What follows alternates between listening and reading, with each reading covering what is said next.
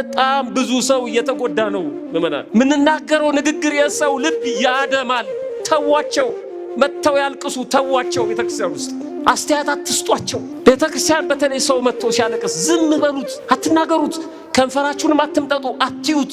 ከእግዚአብሔር ጋር የሚነጋገረው በጣም ብዙ ሰው እያለቀሰብን ነው። ያዘንን እየመሰልን ሌላ ነገር ውስጥ እንገባለን። በጣም ከባድ ነው። አንዳንድ ሰዎቹ ላይ ይፈርዳሉ። እንዴት ልጅሽን ፀሐይ እንዲሞቅ አታረጊው? እንዴት አታወጪው? ምናምን እንዴት ታውጣው? በእናንተ ምላስ ክፎች እኮ ነን እኛ።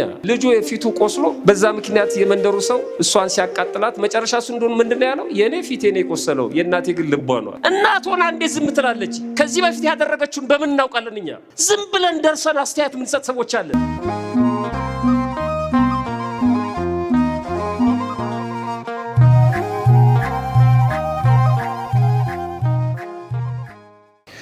በስመ አብ ወወልድ ወመንፈስ ቅዱስ አሃዱ አምላክ አሜን። ክቡር አባታችን ጸባቴ አባ ወልደ ማርያም ቆሞስ፣ የዚህ ታላቅ ገዳም አበምኔት አስተዳዳሪ፣ ክቡራን እና ንዑዳን አዕይንተ እግዚአብሔር ካህናት፣ ሊቃውንተ ቤተክርስቲያን አባቶች እና ወንድሞች፣ በዚህ በተቀደሰ ቦታ ከሩቅ እና ከቅርብ ተገኝታችሁ እግዚአብሔርን ደጅ የምትጠኑት የእግዚአብሔር ልጆቹ የኢትዮጵያዊው ጻድቅ የአባታችን የአቡነ ተክለ ሃይማኖት ወዳጆች ምእመናን እና ምእመናት እንዲሁም ሕፃናት በቅድሚያ በልዑል እግዚአብሔር ስም እንደምን ሰነበታችሁ? እንደምን አመሻችሁ?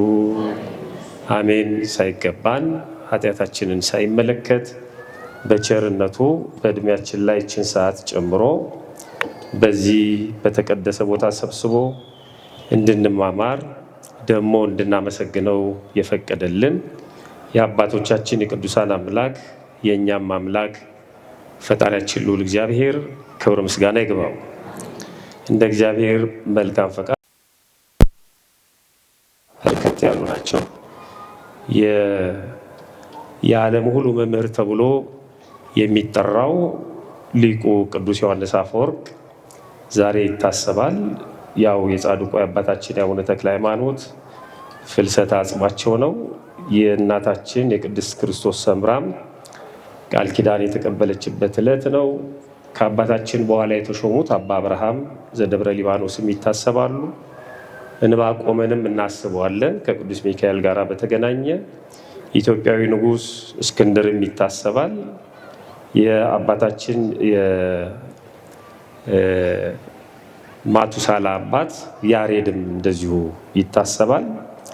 እነዚህ ዓመታዊ ክብረ በዓላት ናቸው። ከጠራናቸውም ካልጠራናቸውም ቅዱሳን እግዚአብሔር በቸርነቱ ረድኤትና በረከታቸውን እንዲያሳትፈን መልካም ፈቃዱ ይሆንልን። ሁለት ጥቅሶችን ወይም ሁለት ምንባባትን ይህንን በዓሉን በተመለከተ አነባለሁ። አንደኛው ገድላቸው ላይ ግንቦት 12 ቀን የተክለ ሃይማኖት በዓል የሚከበርበትን ምክንያት በሚያትትበት ቦታ ላይ ያው ለ57 ዓመት አጽማቸው በደብረ አስቦ ከዛ ከቤተ ክርስቲያኑ ባሻገር በሚገኘው ተራራ ከቆየ በኋላ ዋሻ ውስጥ ማለት ነው ከ57 ዓመት በኋላ ቤተ መቅደሱ ተሰርቶ አጽማቸው ወደዚያ የፈለሰበት ዕለት ነው እና ያንን በሚመለከት ገድላቸው ሲናገር ወደ ፍልሰቱ በዓል ዛሬ ያልመጣ በዚህች ቀን አባቴ ተክለ ሃይማኖት ሊለው አይገባውም፣ እሱም ልጄ አይለውምና ይላል። በዚህ ቀን አባቴ ተክለ ሃይማኖት ካላልን በጭንቋ ቀን ልጆቼ ብሎ ሊጠራን አይችልም ይላል። ስለዚህ እኛ እድለኞች ነን። አሁን በዚህ ዕለት በዚህ ቦታ ተገኝተን የጻድቁ የአባታችን የአቡነ ተክለ ሃይማኖትን ስም እየጠራን እየተማርን እየዘመርን ነው የምንገኘው እና እጅግ በጣም እድለኞች ነን። እስኪ አባቴ ተክለ ሃይማኖት በሉ። በከንፈራችን ብቻ ሳይሆን ከልባችን አባቴ ተክለ ሃይማኖት በሉ። አባቴ ተክለ ሃይማኖት፣ አቡነ ተክለ ሃይማኖት። በቃ በዚህ ቀን በጣም እኮ የሚገርም ነው። በእግዚአብሔር ዘንድ የመዳን ምክንያቱ በጣም ጥቂት ነው። በዚህ ቀን እንዲህ ካለ እኔ ደግሞ በመከራው ጊዜ ልጄ ገሌ ይለዋለሁ። በጣም የሚደንቅ ነው። ዝም ብለን አይደለም የተሰበሰብነው ማለት ነው። እና በዚህ ቀን ፍልሰቱ በሚከበርበት ዕለት አባቴ ተክለ ሃይማኖት ሊለው አይገባውም፣ እሱም የማይገባው እሱም ልጄ አይለው። ይህን ሰምተው ይላል የብፁዕ አባታችን የተክለ ሃይማኖት ልጆች ከምስራቅና ከምዕራብ ከሰሜንና ከደቡብ ከሩቅና ከቅርብ ቦታ እስኪጠባቸው ድረስ ተሰበሰቡ ይላል። እግዚአብሔር ክብር ምስጋና ይግባው። በእውነት ቦታ እስኪጠባቸው ድረስ በደብረ ሊባኖስ ተሰበሰቡ ይላል። ያንን ነው በደንብ አመስግኑት። በደንብ እልል ብለን እናመስግን። ያንን ምክንያት አድርገን ነው የተሰበሰብነው። ደግሞ ዕለቱ 12 ነው፣ የመልአኩ የቅዱስ ሚካኤል ቀን ነውና ይሄ ሁለቱ ደግሞ የገጠመበትን ሲናገር በዚህ በገድላቸው ላይ በተክለ ሃይማኖት ገድል ላይ እንዲህ የሚል ቃል አለ። መስዋዕት በሚያቀርብበት ጊዜ ማለት አባታችን አቡነ ተክለ ሃይማኖት መስዋዕት ሲያቀርቡ ቅዱስ ሥጋውን ክቡር ደሙን ፈትተው ሲያቀብሉ እና ቅዳሴ ሲቀድሱ ማለት ነው። በዛ ዘመን የነበሩ ሰዎች በጣም የሚገርም እድለኞች ናቸው። በተክለ ሃይማኖት እጅ መባረክ፣ በተክለ ሃይማኖት እጅ መጠመቅ፣ በተክለ ሃይማኖት እጅ መቀበል ምንም እንኳን ጠበሉና ቁርባኑ ባይቀየርም ግን ደግሞ ተጨማሪ በረከት ማግኘት የጻድቁ የአቡነ ተክለ ሃይማኖትን ትንፋሽ እያዳመጡ የጻድቁ የአቡነ ተክለ ሃይማኖትን ገጽ እየተመለከቱ ድምፃቸውን እየሰሙ በአካል ተገኝተው ሲማሩ በጣም የሚገርም ነው። ዛሬም እኛ እንዲሁ ነው። የጻድቁ የአባታችን የአቡነ ተክለ ሃይማኖት ገድል ተነበበ ማለት እሳቸው በመካከላችን አሉ ማለት ነው። ገድሉን ዳሰስነው፣ ሳምነው፣ ተሳለምነው ማለት እሳቸውን ነካናቸው ማለት ነው። ገድሉን አዳመጥን ማለት የእሳቸውን ቃል ሰማን ማለት ነው። በዚህ ቦታ ደግሞ ቅድም እንደተነገረው ዘወትር ዓርብ በአባታችን በአቡነ ተክለ ሃይማኖት ስም በተሰየመው ጉባኤ ገድላቸው እየተነበበ እየተተረጎመ ቃል ኪዳናቸውን የምንማጸንበት ትልቅ ጉባኤ ተዘጋጅቷል። ለዚህም እድለኞች ነን። እግዚአብሔር ክብር ምስጋና ይግባው። በእውነት ይህንን ስላሳየንና ስላደለን ማለት ነው። እና መስዋዕት በሚያቀርብበት ጊዜ አባታችን ተክለ ሃይማኖት በየሀገሩ ሁሉ በሚያስተምርበት ጊዜ የመላእክት አለቃ ቅዱስ ሚካኤል ህብስቱን ከሰማይ ያመጣል። አባታችን ተክለ ሃይማኖትም ይቀድሳል። የመላእክት አለቃ ቅዱስ ሚካኤል እንደ ዲያቆን ተንሱ ለጸሎት ይላል። አባታችንም ሰላም ለኩልክሙ ይል ነበር። ህብስቱንም ፈትቶ የክርስቶስን ቅዱስ ሥጋውን ክቡር ደሙን በስሙ ላመኑት ህዝብ ይሰጣቸዋል። ስለዚህ የብፁዕ አባታችን የተክለ ሃይማኖት የፍልሰቱ በዓል ከመላእክት አለቃ ከቅዱስ ሚካኤል በዓል ጋር አንድ ሆነ። ለበዓሉም በረከታቸውን እግዚአብሔር ይሰጠን ዘንድ መልካም ፈቃዱ ይሁንልን፣ አሜን ይላል። በምክንያት ነው ማለት ነው። ወዳጁ ስለነበሩ አብረው ይቀድሱና አብረው ያቆርቡ ስለነበሩ በዚህ ቀን ከዕለቱ ጋር አብረን እንድናከብረው እግዚአብሔር ከሁለቱም በረከት እንድናገኝ ፈቃዱ ሆኖ ይህንን ስርዓት ሰርቶልናል ማለት ነው። እግዚአብሔር የዚህ ቤተክርስቲያን ልጆች ስላደረገን ክብር ምስጋና ይግባው። በእውነት እግዚአብሔርን አመስግኑት። እልል ብላችሁ በደንብ አመስግኑት። ወደ ተነሳንበት ርዕስ እንሄዳለን። አብሬህ እሞታለሁ። ኢትዮጵያውያን አብሮ የበላን አብሮ ይሞታል ይላሉ። አብሮ መብላት እጅግ በጣም ትልቅ ቦታ ይሰጠዋል በኢትዮጵያውያን ዘንድ ማለት ነው። አሁን እኛ እንደምናስበው አይደለም። አብሮ መብላት ማለት ነው በጣም ከባድ ነው። አብሮ መብላት የፍቅር መገለጫ ነው። አብሮ የበላን ቅዱስ ዮሐንስ አይሽረውም ይላሉ። ቅዱስ ዮሐንስ ማለት ዘመን ማለት ነው። ጊዜ ዘመን አይቀይረውም። አብሮ የበላን አሁን እንደዚህ ነን ወይ? እሱን እንግዲህ ማረጋገጥ ነው። ሲጀምርም አብረን ስላልበላን ነው የምንፋጀው ይመስለኛል። አብረን እየበላን ስላልነበር ነው። የቀድሞዎቹ አብሮ መብላት ገበታ በጣም ክቡር ነው። የተጣሉትን የተቀየሙትን ሰው እስከሚታረቁ ድረስ አብረው ማዕድ አይቀመጡም። አሁን ተኮራርፈን እንኳንስ ስጋዊ ማዕድ ቅዱስ ቁርባንም እንወስዳለን። ተኮራርፈን አሁን ተኮራርፈን ጽዋ እንጠጣለን። እግዚአብሔር ሁላችንን የሚቅር ይበለን። በእውነት ተኮራርፈን ነው ምህላ የምናደርሰው በጣም በቀላሉ ማለት ነው። ይቅር ብያለሁ የምንባባልበትን በድንበር በርስት በጉልት ሳንጣላ ማለት ነው። እና ቅያሜ ካላቸው ቅያሜያቸውን ሳይፈቱ አብረው ማዕድ ያቀርቡ። ምክንያቱም በዛ ማዕድ ላይ የሚገኘው እግዚአብሔር ነው። ስሙ ይጠራል፣ ይመሰገናል። እና ተኳርፎ እግዚአብሔር ማመስገን ስለማይቻል አብሮ የበላን ዘመን አይሽረውም ይላሉ።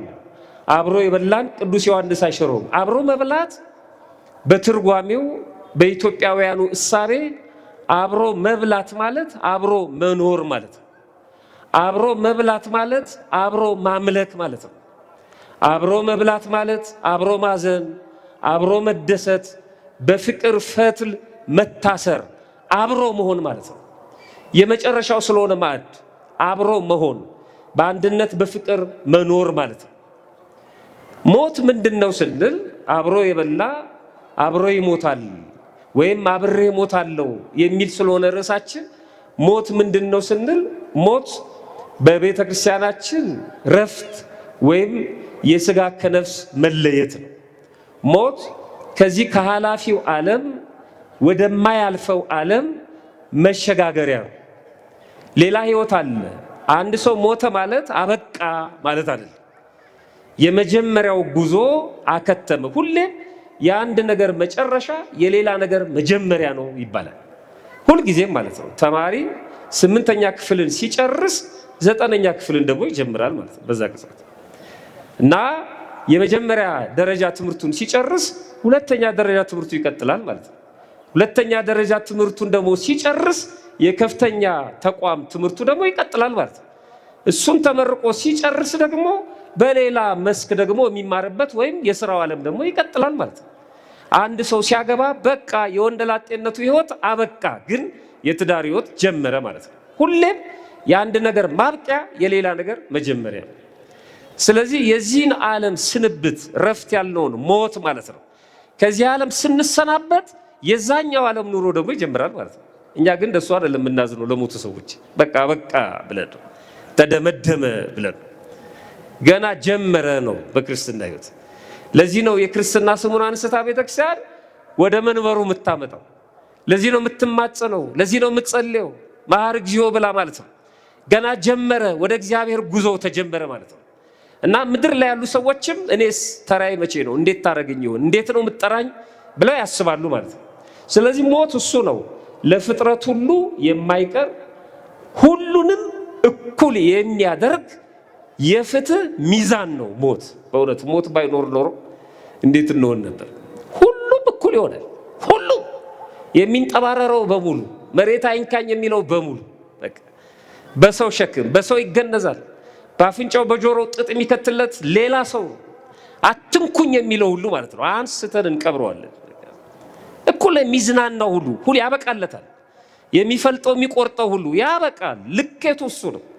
ከዛ ተነስቶ ይቀረኛል ማለት አይችልም። ሁሉም እኩል የሚያደርገው ሞት ነው።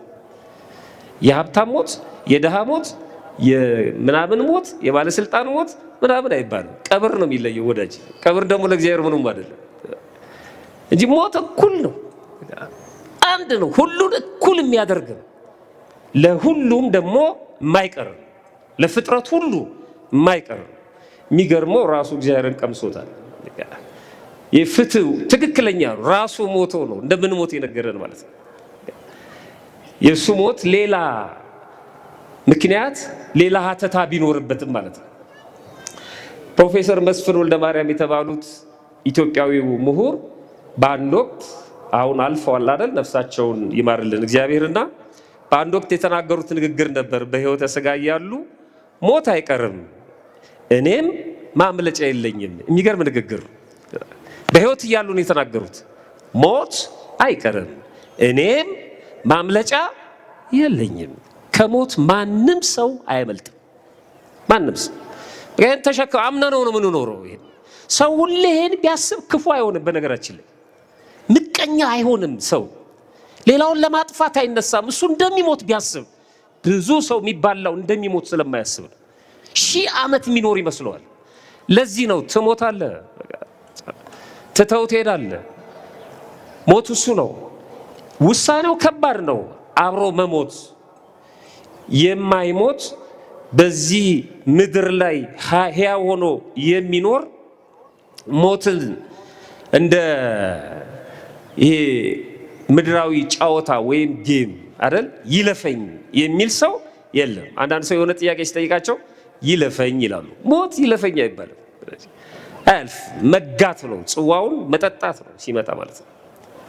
ትልቁ ነገር ግን እግዚአብሔር አሟሟታችንን ያሳምርልን። በእውነት በኋላ አሳያቸዋለሁ። እሱ በመዝሙር 89 ቁጥር 48 ላይ ሕያው ሆኖ የሚኖር ሞትንስ የማያይ ማን ነው? ነፍሱንስ ከሲኦል እጅ የሚያድን ማን ነው? በገዛ ፈቃዱ ይሄን ሊያደርግ የሚችል ማን ነው? ሞት በሌላ ገጹ ደግሞ ሁለት ነው። ለቅዱሳን ሲሆንና ለኃጥአን ሲሆን ይለያል። አሁን በምናምነው ሰዎች መካከል ማለት ነው። ከዚህ ቤተክርስቲያን በአፋ የሆኑ ከዚህ እምነት በአፋ የሆኑት እነሱ ለምሳሌም ብቃት ስለሌላቸው ወደዛ እንሂድ። በእኛ ህይወት ውስጥ ብቻ ነው ክርስቲያን ለሆነው ሰዎች ሞት በቅድስና ስራ ላሉት እና ኃጥአን ለሆኑት ይለያል። ሞት ማለት ነው የሚያመጣው ነገር ይለያል። ለቅዱሳኑ ሲሆን ረፍት ነው። ለቅዱሳኑ ሲሆን ክብር ነው፣ ማዕረግ ነው። ክቡር ሞቱ ለጻድቅ ብሎ እንደተናገረው ቅዱስ ዳዊት የጻድቅ ሰው ሞቱ በእግዚአብሔር ፊት የከበረ ነው ይላል። አሁን የተክለ ሃይማኖትን እኮ ረፍት ነው የምናከብረው አይደለም? ነሐሴ 24 ረፍታቸውን እናከብራለን። የቅዱሳንን ረፍት እናከብራለን። የነሱ ሞት በእግዚአብሔር ዘንድ የከበረ ነው፣ የተወደደ ነው። ከዛ ረፍታቸው እንዲከፍለን ከዛ ቃል ኪዳናቸው እንዲያሳትፈን ነው የምንለምነው። በእግዚአብሔር ዘንድ ባለሟልነትን የሚያስገኝ ጥሪ ነው ይላል። ደግሞ በቅዱሳን ዘንድ በክርስትና ህይወት ሞት ረፍትና ክብሩ ብቻ ሳይሆን የሚናፈቅ ነው። አይገርምም? አንድ ክርስቲያን ሞትን መናፈቅ አለበት። በጣም የሚናፈቅ በጉጉት የምንጠብቀው ነው። በተለይ በዚህ ባልጫውና ባበቃለት ዓለም ማለት ነው። በዚህ በመረረው ጊዜ በጣም አሁን ተማረር አይደለም ምንጠብቀው፣ በመጓጓት አሁን እዚህ ቁጭ ብለን የእግዚአብሔርን ቃል ስንሰማ ተውት። አሁን እኔ የምናገረውን የእግዚአብሔር ቃል መሆኑ እንደተጠበቀ ሆኖ ከኔ አንጻር ሲታይ ነው። ማህሌቱን፣ ሰዓታቱን፣ ቅዳሴውን በሌሊት የገባቸው ሰዎች እኮ የሉም እዛ ላይ። እዛ መሬት ላይ አይደሉም፣ እነሱ በአየር ላይ ናቸው። ያን ሁሉ ስንሰማ ውስጣችን ያን ያህል ራሳችንን የምንስትበት ነገር የሚፈጠር ከሆነ ከእግዚአብሔር ጋር መኖር ስንጀምርስ እዛ በሰማይ ገና እንዘምራለን እንዳለው ዘምባሪው ማለት ነው። ከቅዱሳን መላእክት ጋር እንዴት ይሆናል እሱ? በጣም የሚገርም ነው። ይሄ ቁርስ ምሳ እያሰብን እንኳን እንዲህ ከተመሰጥን ማለት ነው። የቤት ኪራይ የኑሮ ውድነቱን እያሰብን እንዲህ ከተወሰድን እንዲህ ሆነን ከተማረክን በእግዚአብሔር ቤት እንዲህ ተረጋግተን ቁጭ ካልን በአካለ ነፍስማ እንዴት እንደሚሆን አስቡት። በጣም የተለየ ነው። የሥላሴን መንበር እየተመለከትን እልፍ አእላፋት ትጓን መላእክቱ ከበው በብርሃን ውስጥ ሆነን በጣም የሚደንቅ ነው። አንዱ አንዱን በሌላ አንግል ሳያየው፣ በዘር በቋንቋ በፖለቲካ ፍረጃ በምናምን ሳያየው፣ በምንም ይሄ ሁሉ ጠፍቶ ማለት ነው። ይሄ ሁሉ ድሪቶ ጠፍቶ በአካለ ነፍስ ስናመሰግን የሚገርም ነው። እግዚአብሔር በእውነት የምንጓጓለትን ያሳየን። በእውነት አምላካችን ነው ምንማጸነው እሱ ነው። እና ይሄን ሲያስቡት ያጓጓል መጠራት፣ መሄድ፣ መወሰድ። ምክንያቱም ወደ እግዚአብሔር የምንሄድበት መንገድ ስለሆነ ማለት ነው። ለዚህ ነው ቅዱስ ጳውሎስ በፊልጵስዩስ መልእክቱ ምዕራፍ 1 ቁጥር 23 ላይ ልሄድ ከክርስቶስ ጋር ልኖር እናፍቃለሁ፣ ከሁሉ ይልቅ የሚሻል ነው አለ። በዚህ ዓለም ላይ ካለ ምንም ይሁን ምን ተንደላቆ የሚያኖር ነገር ማለት ነው። ስልጣን ይሁን፣ ገንዘብ ይሁን፣ ትዳር ይሁን፣ መውለድ ይሁን፣ መክበድ ይሁን፣ መብላት ይሁን፣ መጠጣት ይሁን፣ ሰዎች የሚያዝናኗቸው በዚህ ዓለም ላይ ከሁሉም የሚሻለው ያ ነው አለ። ከእሱ ጋር መኖር ነው የሚሻለው እና ናፍቀዋለሁ አለ። የሚደንቅ ነው። ስለዚህ ሞት በክርስትና ህይወት የሚናፈቅ ነው። የሚያስፈራው በዛኛው አንግል ሲታይ ነው። ለኃጥአን ሲሆን ደግሞ የሚያስፈራ የሚያስደነግጥ እና አይናፈቅም። በኃጢአት ስራ ውስጥ ላሉ ሰዎች በጭራሽ። ይህንን ቅዱስ ያሬድ ሲናገር ሞትን አትፍሩት ኃጢአትን ግን ፍሩ ይላል። ትፍርው ለሞት ፍርው ለኃጢአት ይላል። ሞትን አትፍሩት ኃጢአትን ግን ፍሩት። ኃጢአትን ስታስወግዱ ነው ሞትን የምትናፍቁት። ኃጢአትን ካላስወገዳችሁ ግን ያስፈራል። በእንደዚህ አይነት ሁኔታ መጠራትና በእግዚአብሔር ፊት መቅረብ ስላለ ማለት ነው። ለሰማያዊው አስቡ እንጂ ስለ ምድራዊው አይደለም ይላል። ስለዚህ ለኃጥአን እረፍት ሳይሆን መከራ ነው። ለኃጥአን የሚናፈቅ ሳይሆን የሚያስፈራ ነው። ከመከራ ወደ መከራ መሸጋገሪያ ነው ለኃጥአን ሲሆን ማለት ነው። ቅዱስ ዳዊት ሞቱ ለኃጥእ ጸዋጉቱ ብሎ እንደተናገሩ የኃጥእ ሰው ሞት ክፉ ነው። መዝሙር 13 ላይ ይህንን ይነግረናል። ሞት ይሄ ነው። ይህን ካየን አብሮ መሞት ማለት ምን ማለት ነው? ይህንን ከማየታችን በፊት አንድ ምሳሌ ከብፁዕ ወቅዱስ አባታችን ከአቡነ ተክለ ሃይማኖት ገድል ላይ ወስደን እናያለን ማለት ነው። አብሬ ሞት አለው የሚለው ቃል በቃል ገድሉ ላይ የተጻፈ ስለሆነ ነው። የተክለ ሃይማኖት ልጆች ስለሆንን የተክለ ሃይማኖትን ሰነድ መመርመር ይገባል ማለት ነው። ገድላቸውን ማንበብ፣ ትርጓሜውን መስማት፣ ከመጽሐፍ ቅዱስ ጋር ያለውን አንድነት፣ ምክንያቱም ከመጽሐፍ ቅዱስ የወጣ ስለሆነ ማለት ነው መረዳት ያስፈልጋል ማለት ነው። እግዚአብሔር ጥበቡና ሚስጥሩ እንዲገልጥልን መልካም ፈቃዱ ይሆንልን። በእውነት ታሪኩ ገድለ ተክለ ሃይማኖት ላይ የሚገኝ ሁላችንም እንደምናውቀው ጻድቁ ኢትዮጵያዊው አባታችን አቡነ ተክለ ሃይማኖት በኢትዮጵያ ምድር እየተዘዋወሩ በማስተማር ይታወቃሉ። እስከ ኢየሩሳሌም ድረስ በመጓዝም ማለት ነው፣ እስከ ግብፅ። በተለይ በሀገራችን በደቡቡ የሀገራችን ክፍል ማለት ነው፣ በደቡብ ኢትዮጵያ በወላይታና በዙሪያው ብቻ 12 ዓመት አስተምረዋል። ስንት ዓመት አስተምረዋል? 12 ዓመት አስተምረዋል። አሁን አለ ፍሬያቸው ወደ ወላይታ ስትሄዱ ማለት ነው። በጣም ምእመኑ ለተክለ ሃይማኖት ያለው ፍቅር ብዙ ኃጢአት ባለችበት በዛ የእግዚአብሔር ጸጋ ትበዛለች እንደተባለው መከራው ይበዛል እዛ አካባቢ። ፈተናውም በጣም ብዙ ነው። ምክንያቱም ራሳቸው ተክለ ሃይማኖትን ቅድም መርሐ ግብሩን ይመሩልን የነበሩ ግጥሙንም ሲያነቡልን የነበሩት እንደሰማችሁት ትግሉ ብዙ ነው። ከአጋንንቱ ጋር ይታገሉ ነበር አባታችን አቡነ ተክለ ሃይማኖት እስካሁን ድረስ ማለት ነው። ስለዚህ ፈተናው አለ እስካሁን ድረስ። እዛ አካባቢ የሚታየው ምልክቱ የእሳቸው በረከት ለመኖሩ ምልክቱ ፈተናው መኖሩ ነው በዛ አካባቢ ማለት ነው። ልጆቻቸው ግን ጥቡዋን ናቸው። ወላይታ አካባቢ የሚሰራውን ስራ ብትመለከቱ በክርስትና ህይወት በጣም የሚገርም ነው። ለተክለ ሃይማኖት የተለየ ፍቅር ነው ያላቸው። ያዛ ወዛቸው ያጸጋቸው ያ መሬቱን የረገጡት አባታችን አቡነ ተክለ ሃይማኖት እስካሁን ድረስ ስላለ ትሩፋቱ ማለት ነው። እና ወደ 12 ዓመት አስተምረዋል። ጣዖታትን በማፈራረስ ይታወቃሉ። በየመንደሩ፣ በየተራራው፣ በየፍርኩታው ጣዖት ተሰብስበው ሲያመልኩ የነበሩ ሰዎችን እንደ አንድ ተራ ምእመን በዛ ቦታ እየተገኙ ማለት ነው በተግባር እያሳዩ እስኪ ይናገር የሚያናግራችሁ ሰይጣን ነው እያሉ በብዙ ሁካታ ውስጥ ሲንገላቱ የነበሩ ሰዎችን ከሰይጣን ጋር ግብ ገጥመው ከሰይጣን መንጋጋ ለማላቀቅ ብዙ ጥረት አድርገዋል። ደግሞ በትምህርታቸውም ብዙ ነፍሳትን ማርከዋል። አንድ ቀን በዛ አካባቢ ይሄ ታሪክ ተፈጸመ። ደብረ ዳሞ በሚባለው ቦታ በዳሞት አውራጃ እስካሁን ድረስ አለ ቦታው፣ ተራራውም አለ።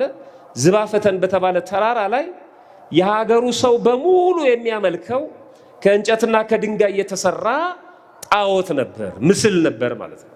በዛ ላይ ሰይጣን እያደረ ያናግራቸው ነበር እና እነሱ አምላካችን ወይም ደግሞ ያ ጣዖቱ የተናገረ እየመሰላቸው አምላካችን ተናገረ ብለው ያምኑ ነበር። የሚገርመው ንጉሱ እንኳን ሳይቀር ለዛ ጣዖት ይገዛ ነበር ይላል። እንደ ንጉሱ አጎንብሱ እንደተባለው ሁሉም በአንድነት ጠፍቶ ነበር ማለት ነው። አባታችን አቡነ ተክለ ሃይማኖት ወደዛ ሄዱ። በጣም የሚገርመው አመላለኩ በጣም የተለየ ነበር። የሰው ደም እያፈሰሱ ለሰይጣን ይገብሩ ነበር ይላል በቦታው ላይ። አሁን አንዳንድ ርዝራዞች አሉ አንዳንድ አካባቢ። አሁን እንኳን ወጣቶቹም እየነቁ ስለሆነ ማህበራዊ ሚዲያውም ያው በየአካባቢው እየደረሰ ስለሆነ ብዙ ነፍሳት መትረፍ ተችሏል እንጂ አሁንም እኮ አንዳንድ ነገሮች እንሰማለን። አዲስ ወፍጮ ከተተከለ በኋላ ወፍጮ በደንብ እንዲሰራና ሀብቱ እንዲደረጅ ይባላል አይደለም? የሆነ ሰው አሁን መናገር የሚቀፍ ነው እና ህፃናትን ወይ የሆኑ ሰዎችን አምጥተህ ካረድክ በኋላ ደሙን አፍስስበት ይሏቸዋል። ጠንቋይ ነው ይሄንን የሚለው ማለት ነው። ህፃናት ሲጠፉ በጣም መጠንቀቅ አለባችሁ። ህፃናትን የሚወስዱ ሰዎች ለዚህ ግብር ነው የሚያደርጓቸው። በጣም በሚያሳዝን መልኩ ማለት ነው። ሰው ገድሎ እንዴት ነው ሰው ሀብታም የሚሆነው? ሰው ገድሎ እንዴት ነው የሚበላለት እንጀራ ማለት ነው? ሰው አይደለም ማለት ነው። ሙሉ ለሙሉ ተቆጣጥሮታል ማለት ነው ያ መንፈስ። እግዚአብሔር ከዚህ ይሰውረን ሁላችንን። እና እስካሁን ድረስ እንዲህ አይነት ርዝራዞች አሉ። አልፎ አልፎ የሰው ደም ማፍሰስ፣ ደም እያፈሰሱ ማምለክ ማለት ነው። እና አባታችን እነዛ ሰዎች እንዳስለመዱት ያንን ስርዓት በሚፈጽሙበት ጊዜ አባታችን በረከታቸው ትድረሰንና ገብተው እዛ ቦታ ላይ ተገኝተው ጣዖቱን ቀጥቅጠው አፈራርሰው ህዝቡን አስተምረው የእግዚአብሔርን ነፍሳት ለመንግስተ ሰማያት አበቁ ወይም ማረኩ ማለት ነው። ከዛ ያ አካባቢ ሌላ ሀውክ ተነሳ። የሀገሩ ሽማግሌዎች ተሰበሰቡ። በአባታችን በአቡነ ተክለ ሃይማኖት ላይ ተቆጡ። ማን ነው ይሄ?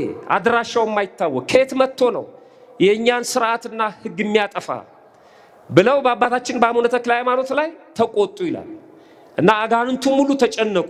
ገድሉ እንደዚህ ይላል። ገድላቸው ላይ ምዕራፍ 36 115ኛው ቁጥር ላይ እንደዚህ ይላል።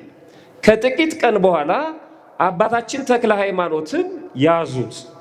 የአገሩ ሰዎች ሽማግሌዎች መጥተው አገረ ገዢውን ጣዖታችንን ያጠፋ ይህንን ሰው ከንጉሥ ዘንድ እስክናደርሰው ድረስ አጽንተ ጠብቅልን አሉት ይላል።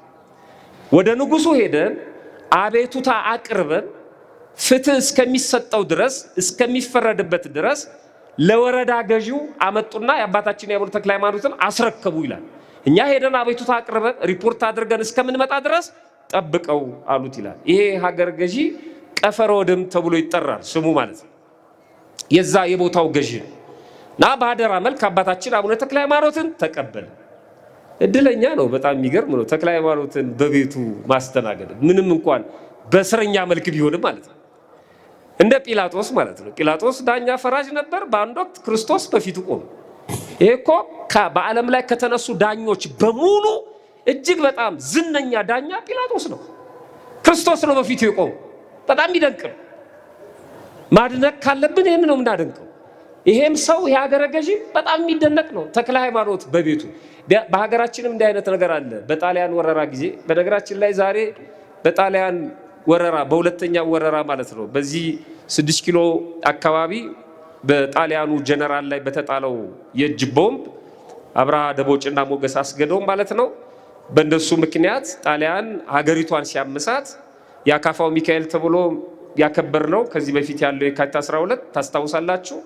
በአዲስ አበባ ከተማ ያለቀው ህዝብ እንዳለ ሆኖ ከዛ በኋላ ወደ ደብረ ሊባኖስ እነሱ እንደሄዱ መረጃ ስለደረሳቸው በዛ አካባቢ ደግሞ ተገኝቶ ወደ 8000 ከዛም በላይ መነኮሳትን በር እየዘጋ በሳት ያቃጠለበት እለት ነው። ይሄም እለት ይታሰባል ማለት ነው ዛሬ።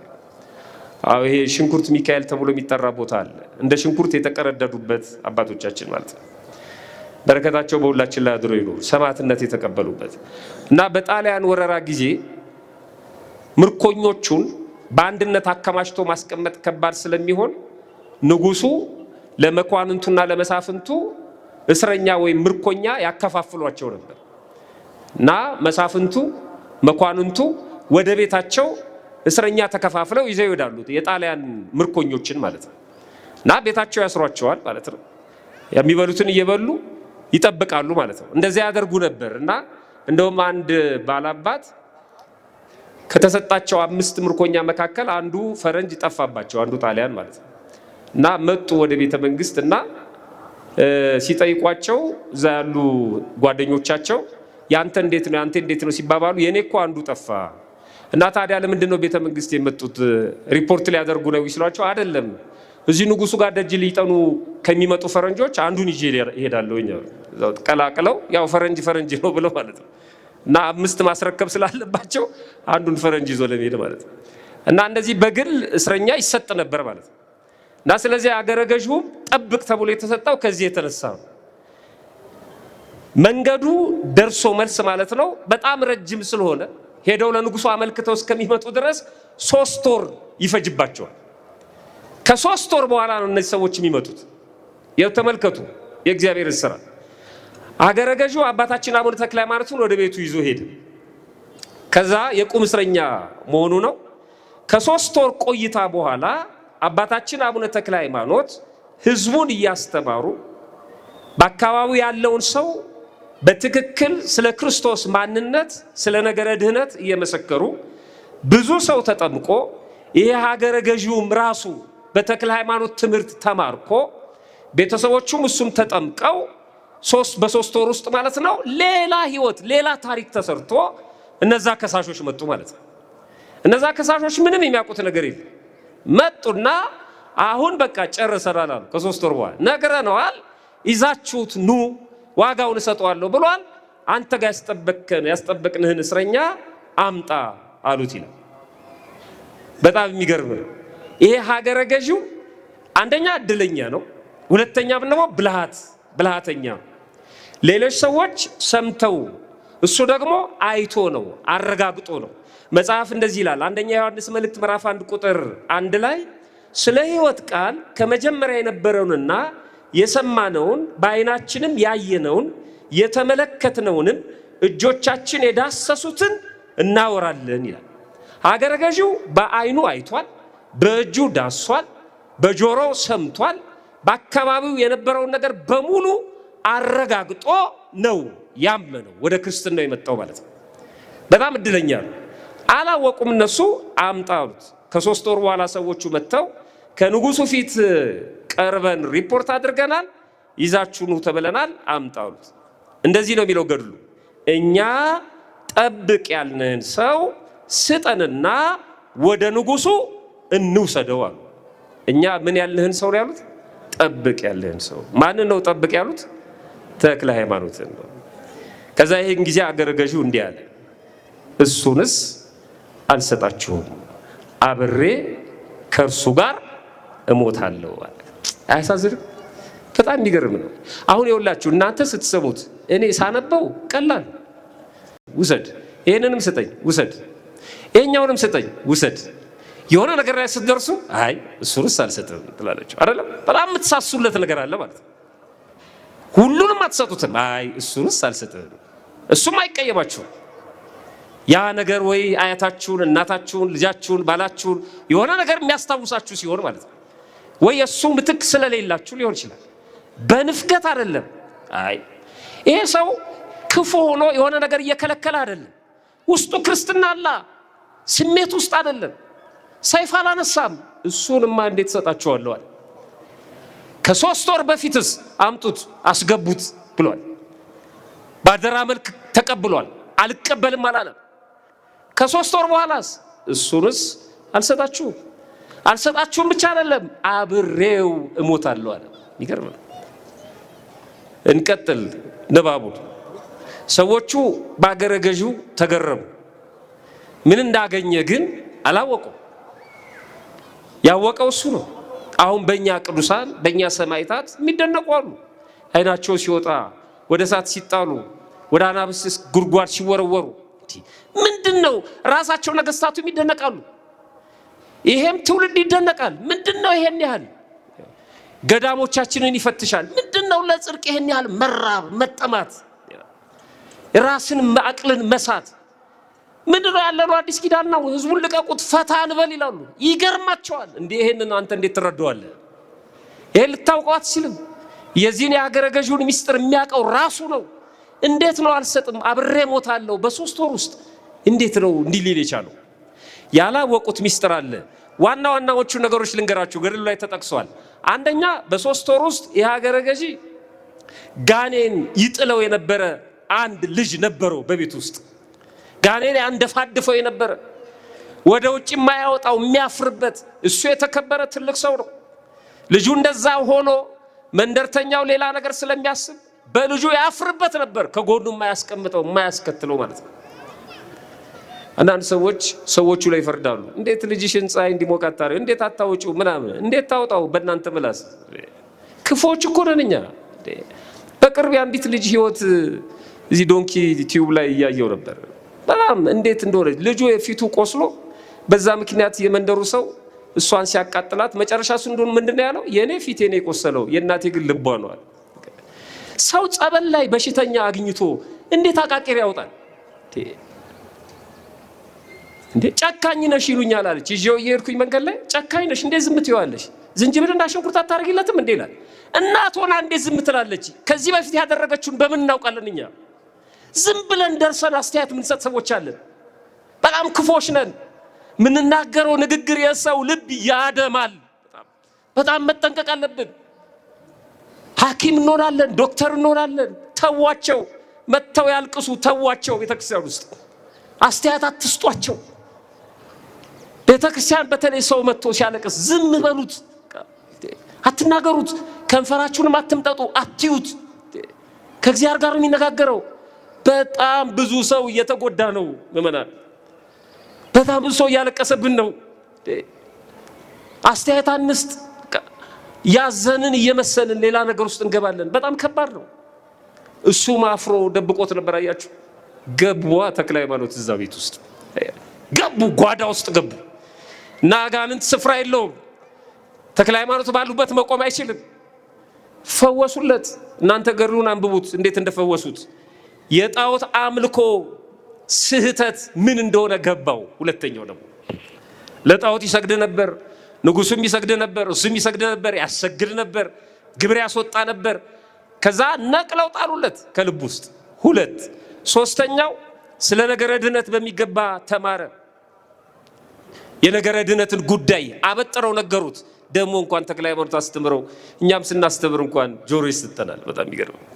በደንብ ነገሩት። ተክለ ሃይማኖት አንድ መሆኑን ሳይንቁ ቤቱ እያደሩ ቤቱ እስረኛ ናቸው፣ የቁም እስረኛ ናቸው፣ አይወጡ። ስለዚህ ተጠቀመበት። እሱ ስለ ነገረ ድነት በደንብ ተማረ። ከመላው ቤተሰቦቹ ጋር ተጠምቆ ክርስቲያን ሆኗል። ክርስትናን ተቀብሏል። ያኛውን ስሙን ቀይሮ በክርስትና ስሙ ገብረ ዋህድ ተብሎ ተጠርቷል። ይሄን አያውቁም እነሱ። ቀፈረ ወድምነቱን ነው የሚያውቁት እነሱ። ገብረ ዋህድ ተብሎ ተጠርቷል። ይሄን ሳያውቁ አምጣሉት እና ይሄን ሁሉ ያወቀ ሰው እንዴት ነው አሳልፎ የሚሰጥ? እሱንስ አልሰጣቸውም፣ አብሬው እሞታለሁ እንዲሽ ነችና አሉና ሰዎቹ ተበሳጭተው ወደ ንጉሱ ሄዱ ይላል። ድጋሚ ለተንኮል ሰው ምን ያህል እንደሚፈጋ ተመልከቱ። ሄዱ ድጋሚ። እንደዚህ አለን እኮ ያስጠበቅነውን ሰው እሱንም ጨምራችሁ ይዛችሁት ነው አብራችሁ አለ ንጉሱ ማለት ነው። በቃ አሁንማ ከዚህ በኋላ ከንጉሱ ቃል ወጥቷል። መጡ፣ ቅደም አሉት። አስረው ዋጋን ታገኛለህ፣ እኛ ምን አገባን። ከተክለ ሃይማኖት ጋር አብረው አስረው ይዘውት ሄዱ። እንደው መታሰርም እኮ አንዳንድ ጊዜ እድል ይጠይቃል። በካቴና እጃችን ሲገባ አጠገባችን ካለው ሰው ጋር ማን ነው ያጠገባችን ያለው? እንደኛ ሌባ ወንበዴ ነው ወይስ ማን ነው? ከተክለ ሃይማኖት ጋር መታሰር አይገርም? ከታሰሩ አይቀር በእውነት አብሮ መታሰር ከተክለ ሃይማኖት ጋር አብሮ ታሰረ ይሄ ሰው ማለት ነው። እና ጉዞ ተጀመረ ወደ ንጉሱ። ይሄ ሰው ጀማሪ ነው፣ ገና ነው፣ ጥቡ አይደለም። ስለዚህ በመንገድ ላይ እኛ እንደምንለው ሎቢ ማድረግ ጀመረ፣ ማግባባት ጀመረ ተክለ ሃይማኖት። እረ ንጉሱ ያጠፋናል፣ አንድ ነገር ማድረግ አለብን እያለ ማነጋገር ጀመረ። እንደዚህ ያለ ይላል ገብረዋል። ገድሉን ስታነቡት አንድ ታሪክ ጠቀሰ። አባቴ ሆይ ንጉሱ በአንዲት ሴት ምክንያት ለ25 ዓመታት አእምሮውን አጥቶ እየተጨነቀ ነው። የአእምሮ መምተኛ ነው። ለስንት ዓመት አለ? ለ25 ዓመት። አሁን አንተ ብትፈውሰው ሁለታችንንም ይለቀናል አለ። ይኸውልህ አቀረበ መረጃ ማለት ነው። አሁን እኔ ታሪኩ ረጅም ስለሆነ እዛ አልሄድም። 25 ዓመት አእምሮን የሳተው በአንዲት ሴት ምክንያት ተብሎ የተጠቀሰው በተክለ ሃይማኖት እናት ምክንያት ነው። ተክለ ሃይማኖት ያውቁታል ይህን ታሪክ በእናታቸው ምክንያት እንደዚህ እንደሆነ።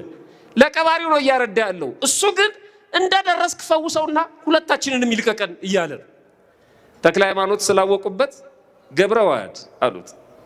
ሞትን ትፈራለህ እንዴ አሉት። አይ የልብ አውቃው አባታችን ማለት ነው። ፈራህ እንዴ አሉት። መጀመሪያ አብሬ ሞታለሁ ብሎ ነበር። አይ ሞትን ትፈራለህ እንዴ አሉትና አይዞ ፈጣሪያችን በንጉሱ እጅ አይጥለንምና አትፍራ አሉት። ይኸውልህ ከተክለ ሃይማኖት ጋር ስትሄድ ይሄንን ቃል ነው የምትሰማው። ፈጣሪያችን በንጉሱ እጅ አይጥለን፣ ስለዚህ አትፍራ አሉት።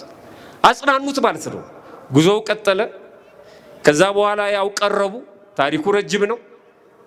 10 ሰዎችን ጠራ። 2 ቀፎ አዘጋጀ።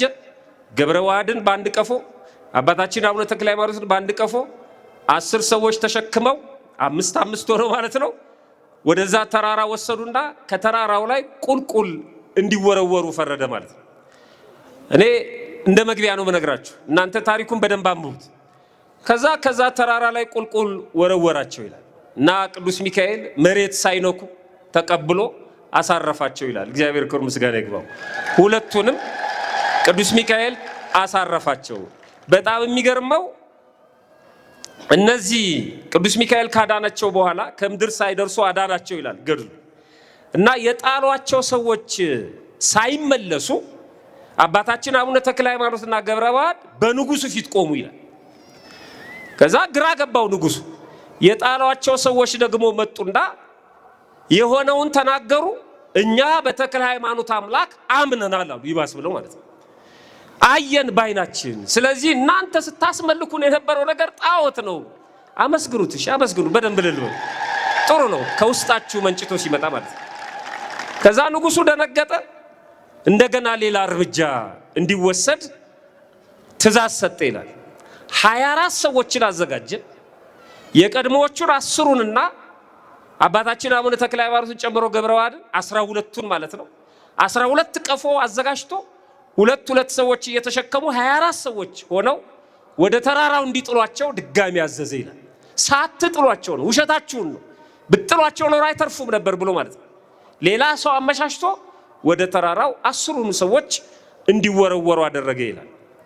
አሁንም ልክ እንደ በፊቱ በመልአኩ በቅዱስ ሚካኤል አማካይነት እነዛ የተጣሉት 10 ሰዎችና 2ቱ አባታችንን ጨምሮ እንደገና በህይወት ተረፉ ይላል። እግዚአብሔር ክብር ምስጋና ይግባው። የጣሏቸው ሰዎች 24ቱ ሰዎች አሁንም እንደ ቀድሞዎቹ 10 ሰዎች እኛ በተክለ ሃይማኖት አምላክ አምነናል አሉ ይላል። ንጉሱ ተበሳጨ።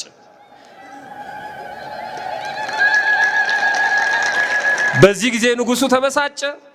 እነሱን ያዛቸው። የቀድሞዎቹን 10ዎቹን ኋላ ላይ ያሉትን 24ቶቹን ደግሞ እነዚህን አይተው እናምናለን ያሉትን ሌሎቹንም ጨምሮ ከ300,000 በላይ ሰዎችን በሰይፍ እንዲፈጁ አደረገ ይላል።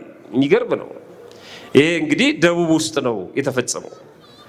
ገብረ ዋህድ ባለሟልነቱን ቀጠለ። እነሱን ወደ እስር ቤት ወረወራቸው አባታችንና ገብረ ዋህድ። ከዛ በብስጭት ሌሎቹን በሰይፍ ፈጀ ይላል። እስር ቤት ውስጥ ያለ ገብረ ዋህድ ከንጉሱ ጋር የመገናኘት እድል ሲያጋጥመው አንድ ቃል ተናገረ። እንደዚህ አለ፣ ንጉሥ ሆይ ለምን እንደዚህ ትጨነቃለህ አለው። ለምን እንደዚህ ትጠበባለህ? ለምን በዚህ በደዌ ተይዘህ ትሰቃያለህ?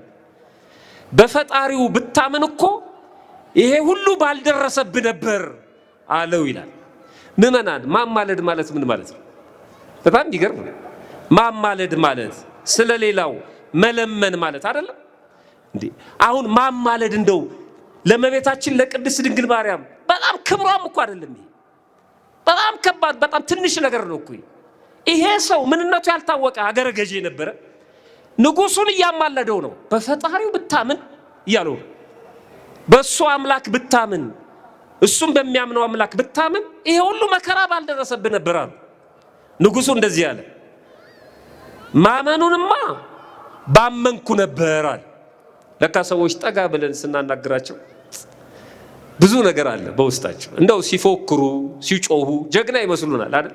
ጠጋ ብለን ኧረ ተው እስከ መቼ ነው ብንላቸው፣ ከምንፈርድባቸው ጣት ከምንቀስር ጠጋ ብለን ብናናግራቸው ያናግሩናል። እግዚአብሔርም ይረዳናል። ለካ ንጉሱ የሆነ ነገር አለ ውስጡ ለያዝ ለገላጋ የሚያስቸግረው ለካ የሆነ ነገር ስላለበት ነው። ተክለ ሃይማኖት የማያስቡትን እያሰበ ነው። እንደዚህ አለ፣ ማመኑንማ ባመንኩ ነበር፣ ነገር ግን መንግስቴን እንዳይወስድብኝ እፈራለሁ አለ ይላል። አይገርምም? የዚህች ቤተክርስቲያን ሰቃይዋ ይሄ አይደለም? ምድራውያን ነገስታት ምድራዊ ዙፋናቸውን ምትነቀንቅባቸው ይመስላቸዋል። ምኗም አይደለም እሱ። ግለሰቦች የራሳቸው ጉዳይ ነው፣ ቤተክርስቲያንን አይወክሉም። የቤተ ክርስቲያኒቱ ዓላማ ግን እሱ አይደለም፣ በጭራሽ አይደለም። ነፍስ ተኮር ነው በፍጹም። አንዳንድ ሰዎች እንድንናገርላቸው ይፈልጋሉ። በፍጹም ምድራዊ ዙፋን የመነቅነቅ ሐሳብ የላትም። ዝም ብለው ነው የሚፈሯት። እነ ሄሮድስ ዝም ብለው ነው የሚፈሯት። ይህ አይደለም እኔ እኮ ይወስድብኛል ብዬ ነው አላይ በሷ አምላክ ባመን ንግስና ያላጠዋለሁ ብዬ ነው። የገብረ ዋህድ መልስ በጣም የሚገርም የአንድ ክርስቲያን መልስ መሆን ያለበት ይሄ ነው። ስለ ቤተክርስቲያን ትችት ሲቀርብብን፣ ስለ ቤተክርስቲያን አስተምሮ ትችት ሲቀርብ ይሄን ነው መመለስ ያለብን። ገብረ ዋህድ ወደ ኋላ ሄደ። የተክለ ሃይማኖት ትምህርት አመጣ። ወደ ኋላ ሄዶ እንደዚህ አለ። ቀድሞ ሲናገር አልሰማኸውም? ሲያስተምር አልሰማኸውም? ቀድሞ እንኳን ከቤት የሳር ትቢያ እንኳን አልሻም ሲል አልሰማኸውም? የሳር ትቢያ ገለባ እንኳን አልፈልግም ሲል እሱ የዚህ ዓለም ምድር አይደለም መንግስቱ። ልክ እንደ ክርስቶስ እኮ ነው ሲያሳዱት የነበረው። ክርስቶስ ስለዚህ ነው የተወለደው የአይሁድ ንጉሥ ወዴት አለ የሚለውን ሰምተው ማለት ነው። ይሄማ ከመጣ አለቅልን ብለው ቤተክርስቲያን የሚፈሯት ብዙ ሰዎች ለዚህ ነው። ታጠፋናለች፣ ትገድለናለች፣ ትጨፈልቀናለች፣ እንዲህ ታረገናለች። ኧረ የለም እንደ የለም። ማቅረብ ነው ስራዋ፣ ከኃጢአት ማንጻት ነው ስራዋ፣ ሰው ማድረግ ነው፣ ማከም ነው ስራዋ። እና ታዲያ ነገሌ ለምን ያደርጋሉ? እነሱን በግል ጠይቃቸዋል። እነሱ ቤተክርስቲያን አይወክሉም። ቤተክርስቲያን ግን ይህ አይደለም ዓላማዋ። አይደለም አለው። የቤትን ትቢያ እንደማይፈልግ ሲናገር አልሰማኸውም አለና ለዚህ አታስብ፣ እኔ አስጨርስልሃለሁ፣ አትፍራ አለ። እኔ ምን አደርግልሃለሁ? እቺ ቃል ደስ ትላለች አይደል? ባለ ጉዳይ ሆነ በተለይ አስጨርስልሃለሁ የሚሉ ሰዎች በር ላይ ጠብቀው ያስጨርሱናል። ገንዘባችንን አያስጨርሱልንም እኮ እኛ ነው ያስጨርሱን። አስጨርስልሃለሁ በዚህ ዓለም ላይ አሁን በጣም የሚያጓጓ ቃል። ገብረ ዋህድ ምን አለ? አስጨርስልሃለሁ። ይሄ ገብረ ዋህድ እንኳን ለንጉሱ ነግሬ አስጨርስልሃለሁ ካለ እንዴት ነው ተክለ ሃይማኖት የኛን ጉዳይ ባያስጨርሱልን? ያስጨርሱልን ጉዳያችንን። በእውነት እግዚአብሔር በቸርነቱ በምልጃቸው አይለይም። እልል ብለን እናመስግነው እግዚአብሔርን እኒን አባት ስለሰጠን ማለት ነው። የቅድሙ ግጥም ይሄ ነው። ወይም ተክለ ሃይማኖት እስከ ተክለ ሃይማኖት እስኪለዩ ከዛ አካባቢ እስኪሄዱ ድረስ በዛ በዳሞት አካባቢ ማለት ነው። ከእሳቸው ጋር ቆይቶ እሳቸው ያንን ቦታ ተሰናብተው ሲሄዱ በምንኩስና ማዕረግ ማለት ነው። ገብረ ዋህድ ለምንኩስና ማዕረግ በቅቶ ለ12 የዳሞትና አካባቢው አባቶች ርዕሰ አበው ፓትርያርክ ማለት ነው። ለዛ አካባቢ ርዕሰ አበው እስከመሆን በቃ ይላል። ንጉሱም ተጠመቀ፣ ገብረ ዋህድም መነኮሰ፣ ርዕሰ አበው እስከመሆን በቃ ይላል። ፈጣሪያችን በቸርነቱ ይህንን ስላሰማን ይህንን እንድንሰማ ስለፈቀደልን ክብር ምስጋና ይግባው። የሚያጽናና ቃል ስለሆነ ማለት ነው። በእውነት ስናጠቃልለው አብሮ ለመሞት መውጣት፣ አብሮ ለመሞት መወሰን ምን ያህል ማዕረግና ክብር እንዳለው ነው የሚነግረን ይሄ ታሪክ። አብሬ እሞታለሁ ብሎ በተናገረት ቃል አብሮ ለመሞት በወሰነው ውሳኔ ከፍ ከፍ አደረገው። እግዚአብሔር አከበረው፣ ሕያው አደረገው። ለቅዱሳን ባለሟል የቅዱሳኑ የአበው ባለሟል ለመሆን አበቃው። የንጉሱ አማላጅ እስከመሆን አደረሰው። እኛም ዛሬ እንደዚህ ነን። አባቴ አቡነ ተክለ ሃይማኖት ሞቴን ከሞት ጋር አድርገው ካንተ ጋር አብሬ እሞታለሁ እንለዋለን። አባታችን አቡነ ተክለ ሃይማኖት አብሮ መሞት ማለት አብሬ እሞታለሁ ስንል ምን ማለታችን ነው? ይህን ተናግሬ ነው ማጠቃለለው። አብሬ እሞታለሁ ማለት ምንድን ነው?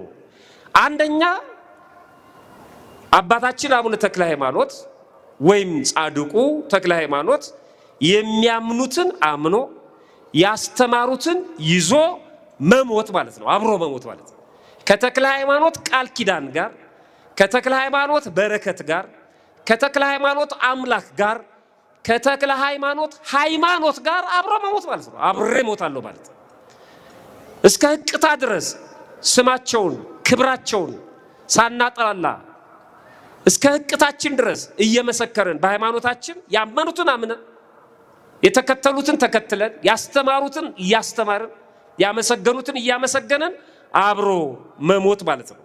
ማተብን ሳይበጥሱ እንደ ተክለ ሃይማኖት እኔ የተክለ ሃይማኖት ባሪያ እያሉ የጻድቁን ክብር ሳይጋፉ የጻድቁን ምልጃ እየተማጸኑ በጾም በጸሎት እየተጉ መሞት ከደጃቸው ከቤታቸው ሳይጠፉ ቆይቶ መሞት በጻድቁ ቤት ተወልዶ በጻድቁ ጓሮ መቀበር ማለት ነው። አብሮ መሞት ማለት ይሄ።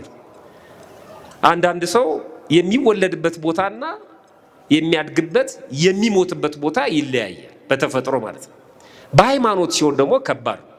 ብዙ ሰዎች ቤተክርስቲያን ይወለዳሉ፣ አንዳንዶች ቤተክርስቲያን ይወለዳሉ፣ ጠንቋይ ቤት ያድጋሉ። በጣም ይገርም። ይሄ በጣም ያሳዝናል። ቤተክርስቲያን ተወልደው መናፍቃን ጋር የሚያድጉ አሉ።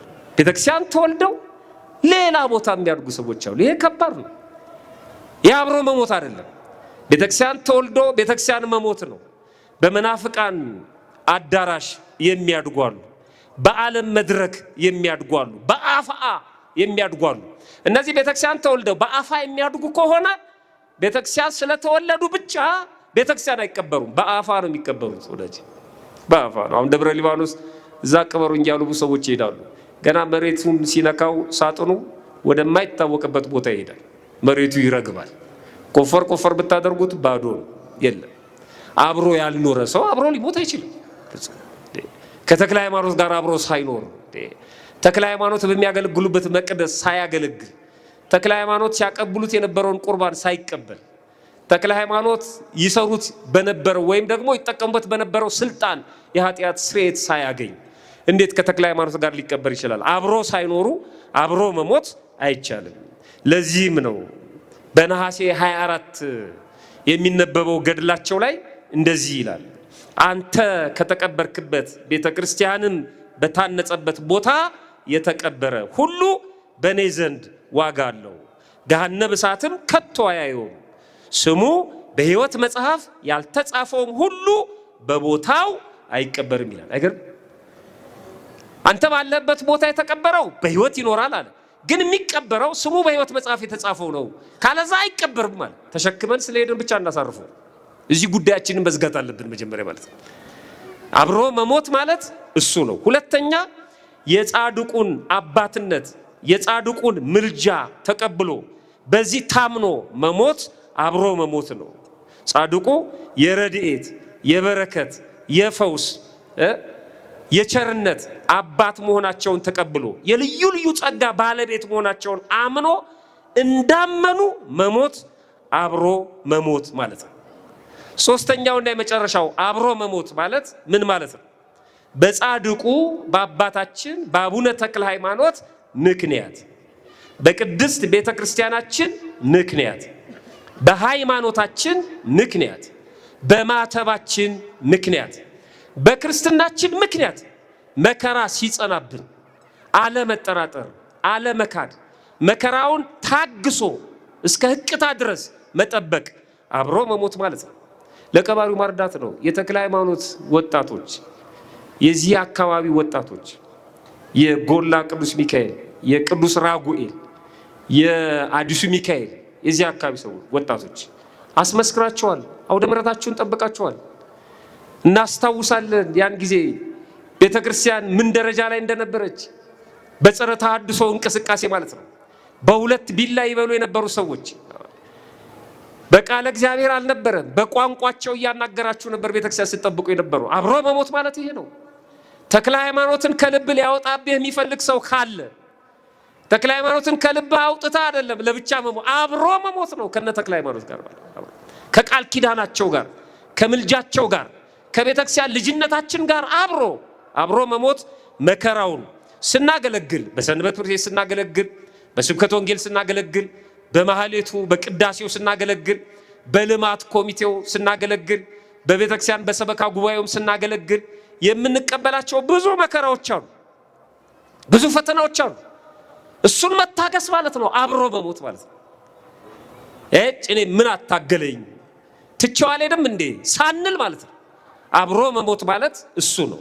በጻድቁ ስም በምንፈጽመው አገልግሎት መከራ ችግር ባጋጠመን ጊዜ ያንን በጸጋ መቀበል፣ እያገለገሉ በጻድቁ ስም እየተማጸኑ መሞት፣ ተስፋ ቆርጦ አለመሞት።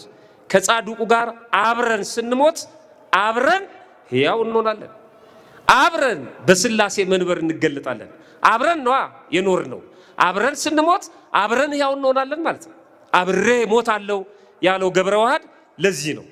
በሮሜ መልእክቱ ቅዱስ ጳውሎስ ስለ ክርስቶስ ሲናገር ከክርስቶስ ጋር ሞቱን በሚመስል ሞት ከእርሱ ጋር ከተባበርን ትንሣኤውን በሚመስል ትንሣኤ ደግሞ ከእርሱ ጋር እንተባበራለን አለ። ይህንን ቃል በሌላ ቦታ ራሱ ቅዱስ ጳውሎስ ሲናገረው አስረግጦ እንደዚህ ይላል።